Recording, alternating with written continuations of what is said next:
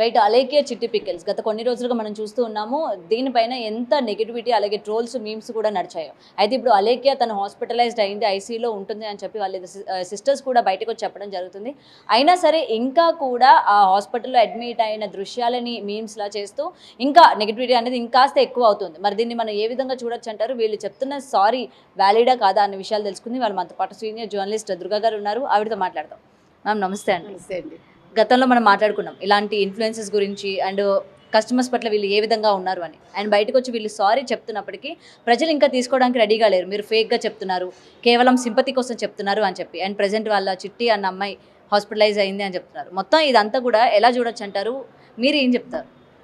అంటే మీరు ఒప్పుకున్నా ఒప్పుకోకపోయినా కొన్ని అంశాలు ఎలా ఉంటాయంటే మన రాజకీయ నాయకులను చూస్తాము, లేదు అరెస్ట్ అయిన వాళ్ళని చూస్తాము. వెంటనే వాళ్ళు మీకు ఎక్కడ కనిపిస్తారు? నెక్స్ట్ స్టెప్ హాస్పిటల్లో కనిపిస్తారు. It's quite common. Okay, so ఇప్పుడు వీళ్ళు హాస్పిటల్కి వెళ్ళటం అనేది ఓకే, అది నిజంగానే ఆవిడకి బాగోలేకుండా ఉండొచ్చు అలేఖ్య చిట్టికి. But that doesn't mean that ఆవిడ నిజంగా రిపెంట్ అయిపోతున్నారు అని అనుకోవడానికి నాకైతే కనిపించట్లేదు. టు బీ ఫ్రాంక్ చెప్తున్నా.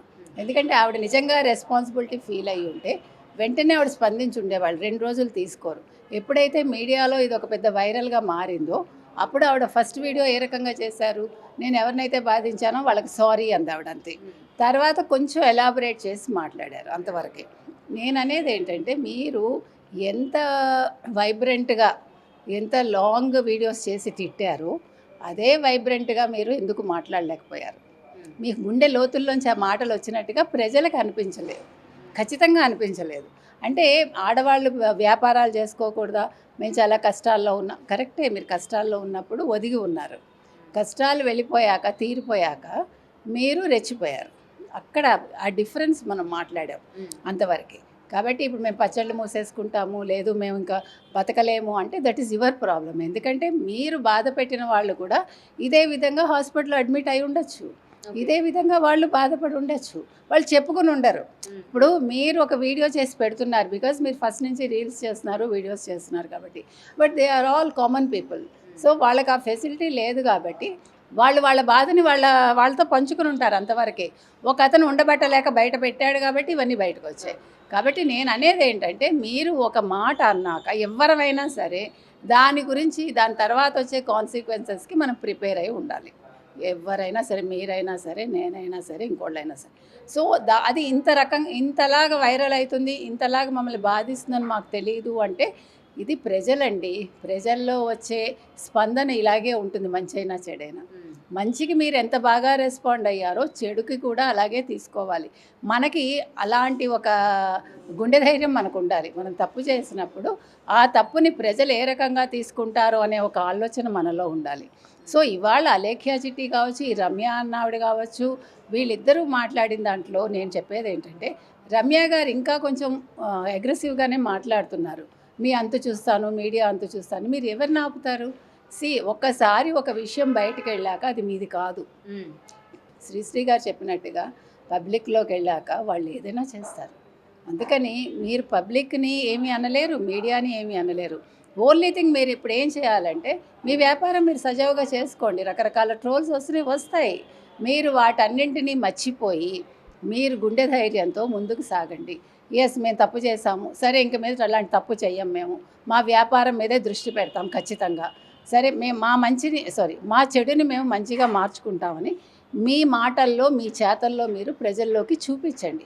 ఇదే ప్రజలు మిమ్మల్ని రేపు మెచ్చుకుంటారు. ఇదే మీడియా మిమ్మల్ని మళ్ళా మెచ్చుకుంటూ మాట్లాడుతుంది. ఆ స్థితికి మీరు రావాలి తప్ప మీరు బెదిరించడం వల్ల, లేదు ఐసీయూలో నేను ఉన్నాను, మా అక్క ఉంది అని మీరు ఫోటోలు రిలీజ్ చేయటం వల్ల సింపతి గెయిన్ అవ్వదు. ఎవరైనా సరే, నేను ఒక అలేఖ్య చిట్టికి చెప్పట్లేదండి. గతంలో చాలామంది వ్యాపారస్తులు ఈ రకంగా దెబ్బతిన్న వాళ్ళు ఉన్నారు. అంటే రకరకాల రీజన్స్తో. మొన్న మనం చేసిన వీడియో కింద కూడా ఒక కమెంట్ వచ్చింది, కరీంనగర్లో ఒక వ్యాపారి ఇలాగే మమ్మల్ని వేధిస్తున్నాడండి, ఇది గుణపాఠం కావాలి అని. అంటే ఇట్లా చాలా కమెంట్స్ వచ్చాయి. కాబట్టి ఇది ఒక్క అలేఖ్య చిట్టితో ఆగిపోదండి, చాలామంది వ్యాపారులతో ఇది ముడిపడి ఉంది. సో వ్యాపారంలో మీరు మొదలు పెట్టేటప్పుడు ఎంత హంబుల్గా ఉంటారో మీరు పీక్కి వెళ్ళాక కూడా అదే హంబుల్నెస్ మీరు తెచ్చుకోండి. తెచ్చుకున్నప్పుడే మీరు జీవితంలో పైకి వస్తారు. ప్లస్ మీరు జీవితంలో నేర్చుకోవాల్సింది రాళ్ళు పడినప్పుడు కుంగిపోవడం, పువ్వులు పడినప్పుడు ఆనందపడిపోవడం కాదు. ఏ సిట్యువేషన్ అయినా మీరు తప్పు చెయ్యకపోతే ధైర్యంగా ఎదుర్కోండి. మీరు తప్పు చేస్తే తప్పు చేసామని ఒప్పుకుని మీరు జీవితంలో ముందుకు సాగండి. ఇది రిమైనింగ్ ఇన్ఫ్లుయెన్సెస్ అందరికీ కూడా ఒక గుణపాఠం అనుకోవచ్చా ఇప్పుడు ఈ ఇన్సిడెంట్? ఖచ్చితంగానండి. ఎందుకంటే మీరు గమనిస్తే మనకి ఈ సోషల్ మీడియా వచ్చాక ఇన్ఫ్లుయెన్సర్స్ కావచ్చు, చాలామంది చాలా రకాలుగా అమ్మాయిల విషయంలో వేధింపులకు గురి చేస్తున్నారు. లేదు వాళ్ళకి తెలుసున్న మిడిమిడి జ్ఞానంతో మాట్లాడుతున్నారు. ఇది మీరు నన్ను తప్పుగా అనుకున్నా పర్వాలేదు, ఫ్యాక్ట్స్ ఇవన్నీ కూడా. సో నేను అనేది ఏంటంటే మీరు బాగా వైరల్ అవ్వండి, మీరు బాగా పేరు తెచ్చుకోండి, మీరు బాగా పబ్లిక్లోకి వెళ్ళండి. కానీ దానికోసం ఇంకొకళ్ళని మీరు స్టెప్పింగ్ స్టోన్ చేసుకుని వెళ్ళకండి. ఇంకొకళ్ళని తిట్టి మీరు పైకి రాకండి. మీరు ఇంకొకళ్ళని మీరు బాధ పెట్టి పైకి రాకండి. ఏదైనా కూడా మంచి ఉద్దేశంతో ముందుకెళ్తే మీ సక్సెస్ అనేది చిరకాలం ఉంటుంది. లేదు అవన్నీ కూడా టెంపరీ ఫేజులుగా మిగిలిపోయి ఇప్పుడు అలేఖ్య చిట్టి లాగానో రమ్య లాగానో బాధపడే స్థితికి వస్తారు. వ్యాపారాలు క్లోజ్ అయ్యే స్థితికి మీరందరూ కూడా చేరుకుంటారు. ఇది మంచి పద్ధతి కాదు అని మనం ప్రతి ఒక్కరికి చెప్తున్నాం. Thank you ma'am.